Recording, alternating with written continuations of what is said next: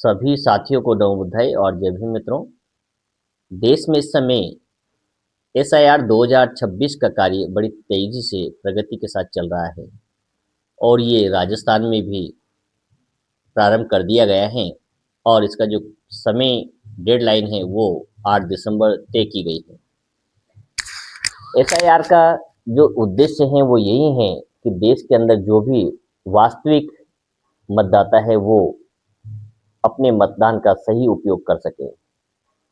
देश के अंदर होने वाले फर्जी मतदान को रोका जा सके। यदि आपके नाम में किसी प्रकार की कोई त्रुटि है पूर्व में इपिक कार्ड में, तो उसको सुधारा जा सके। आपके फोटो में कोई गलती है तो उसमें परिवर्तन किया जा सके और नया उसे बनाया जा सके, नया एड्रेस उसके अंदर ऐड कर सके। और ये सब सुविधाएं यदि आप व्यक्तिगत रूप से कराएंगे तो काफ़ी खर्च आएगा और आपको काफ़ी समस्याओं का सामना करना पड़ेगा।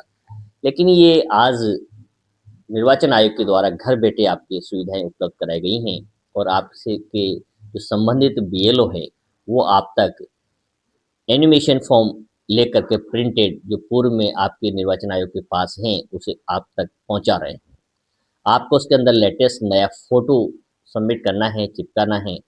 और किसी प्रकार की यदि गलती है नाम के अंदर, एड्रेस के अंदर, तो उसके अंदर आप उसको करेक्शन कर सकते हैं और ये स्वतः ही करेक्शन होकर नया एपिक कार्ड बनकर आपके पास पहुंच जाएगा। इतना सरल तरीका निर्वाचन आयोग के द्वारा इस बार अपनाया गया है। इसमें आपको किसी प्रकार की भाग दौड़ या किसी प्रकार के पैसे की बर्बादी या पैसा खर्च करने की जरूरत नहीं पड़ेगी। ध्यान रखने की बात यह है कि सावधानी से इस फॉर्म को भरा जाए, क्योंकि यहाँ पर जो आप गलती करेंगे उसे फिर सुधारना बड़ा मुश्किल हो जाएगा। इसका उद्देश्य यही है, यदि आपका नाम 2003 की मतदाता सूची में है तो उसे आप निकाल कर उसका सहयोग ले सकते हैं और उसे आसानी से आप उसमें भर सकते हैं। और जिन लोगों का नाम 2003 की मतदाता सूची में नहीं, उनके लिए अलग से ऑप्शन दिया गया है। इसी फॉर्म के अंदर एनिमेशन फॉर्म में अलग से कॉलम है जिसको आप सबमिट कर सकते हैं और आपको नाम को जोड़ा जा सकता है। किसी प्रकार कोई बाधा नहीं है। बाधा यह है कि हर व्यक्ति इसे टालने का प्रयास करता है। जो बीएलओ है घर घर जाकर बड़े परेशान हैं, उनके काफ़ी दबाव आ रहा है, एक टारगेट होता है समय पे पूरा करना। हमें उनकी परेशानी को समझना चाहिए, उनके जो कार्य को समझना चाहिए और अपनी नैतिक जिम्मेदारी का प्रयोग करते हुए तुरंत प्रभाव से जो भी हमसे डॉक्यूमेंट्स की रिक्वायरमेंट होती हैं उसे हम दें और अपना सिग्नेचर करके फ़ोटो से सबमिट करके और उसे वापस लौटाएँ। जितना जल्दी हम इस कार्य को करेंगे उतना ही ये कार्य समय पर पूर्ण हो पाएगा और निर्वाचन आयोग अपनी आगे की गतिविधि को कर पाएगा। तो ये था एसआईआर का जो उद्देश्य है, हमें आपको समझाया। मित्रों, एसआईआर की आड़ में आजकल एक फ्रॉड चल रहा है। इस फ्रॉड से भी आपको बचाना है अपने आप को।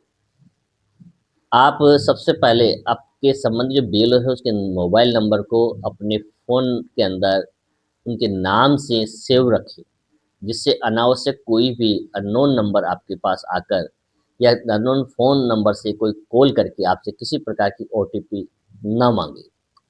एसआईआर में किसी प्रकार के ओटीपी मांगने का कोई प्रावधान नहीं है। आपका जो फॉर्म आप ऑफलाइन या ऑनलाइन भर रहे हैं वही पर्याप्त है।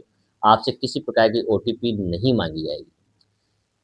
इससे बचने का सीधा तरीका है, आप संबंधित आपके बीएलओ का मोबाइल नंबर जो है आपके मोबाइल में सेव करके रखें। यदि कहीं से इस प्रकार का कॉल आता है और आपके फॉर्म को सर्टिफाई करने के लिए, सबमिट करने के लिए ओटीपी मांग की डिमांड की जाती है और उससे आपके बैंक अकाउंट खाली हो सकते हैं। जो फ्रॉड करने वाले लोग हैं उन लोगों ने एक नया तरीका अपनाया है जो प्रकाश में आ रहा है कि लोगों से उनके मोबाइल नंबर, आधार नंबर और उनका अकाउंट नंबर मांगकर उनके अकाउंट्स को खाली करने का प्रयास किया जा रहा है। तो ये चीज़ पूरे परिवार को बताएं कि किसी भी प्रकार के व्यक्ति को किसी प्रकार का कोई ओटीपी आपको नहीं बताना है। और यदि इस तरह का फ़ोन आता है तो आप सबसे पहले आपके बीएलओ को फ़ोन करके इसको कन्फर्म करें और उसके पश्चात आप संबंधित थाने में भी इसकी एफआईआर दर्ज कराएँ।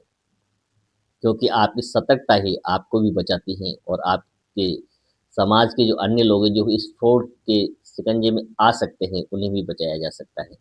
इसलिए एसआईआर के नाम से यदि कहीं से फ़ोन आता है, कोई वेरिफ़िकेशन के लिए आता है या उसको आपको सबमिट करने के लिए आता है, कोई ओटीपी माँगी जाती है, तो भूल कर भी आप कभी उसे ना दें। और आपके घर तक जो बीएलओ आ रहे हैं, उनका सहयोग करें। ये राज्य के कार्य हैं, निर्वाचन आयोग का कार्य है, तो इस कार्य में हम सबको बढ़-चढ़ कर के सहयोग करने की आवश्यकता है। जो भी आपके परिवार के सदस्य हैं, उनके फ़ोटो उपलब्ध कराने हैं, उनको कोई डाटा उपलब्ध कराने हैं, तो बीएलओ को तुरंत प्रभाव से उपलब्ध कराएँ, जिससे ये कार्य योजना है जो निर्वाचन आयोग की, वो समय पर पूरी हो सके। आपका सहयोग ही सरकार को सफल बनाता है और आपका असहयोग सरकार को असफल भी बना देता है। तो हम सरकार का सहयोग करें, अच्छे कार्य हैं। जिन बच्चों के नाम में करेक्शन है वो स्वतः हो रहे हैं, आपके नाम में, आपके एड्रेस में, आपके लिंग में या आपके फ़ोटो में किसी भी प्रकार के कोई त्रुटि हैं, तो उसे सुधारने का ये सुनहरा अवसर है और घर बैठे मुफ़्त में सरकार की ओर से ये सुविधाएँ आपको दी गई हैं। इससे परेशान होने की कोई आवश्यकता नहीं है, इसमें किसी प्रकार का कोई फ्रॉड हो, उससे बचने की आवश्यकता है। समय-समय पे एसआईआर होता है, 2003 में लगभग 20 साल के पहले ये एसआईआर हुआ था और ये होना बहुत ज़रूरी है। इसे और जल्दी होना चाहिए जिससे कि अनावश्यक नाम जो जुड़े हुए रह जाते हैं, जो लोग मर चुके होते हैं, उनके नाम से भी लोग जो राजनेता कार्यकर्ता है, कुछ लोग फर्जी वोट डालने का प्रयास करते हैं। उससे लोकतंत्र को बड़ी हानि पहुँचती है। उसको समाप्त करने का ये एक प्रयास है, जो बहुत ही उत्कृष्ट कार्य है सरकार का, निर्वाचन आयोग का। इसका हम सहयोग करें, इसकी पहल करें और सहयोग करके जल्द से जल्द इस कार्य को पूर्ण करने का प्रयास करें। आप सबका सहयोग सरकार को के लिए अनिवार्य है और हम सब जब मिलकर कार्य करेंगे, तो निश्चित रूप से कार्य समय पर ईमानदारी के साथ पूर्ण हो सकेगा।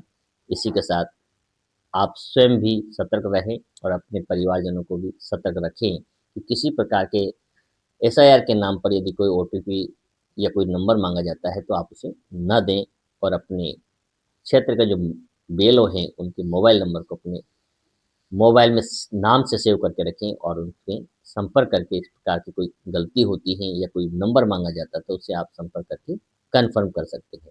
सभी को बहुत-बहुत आभार, धन्यवाद।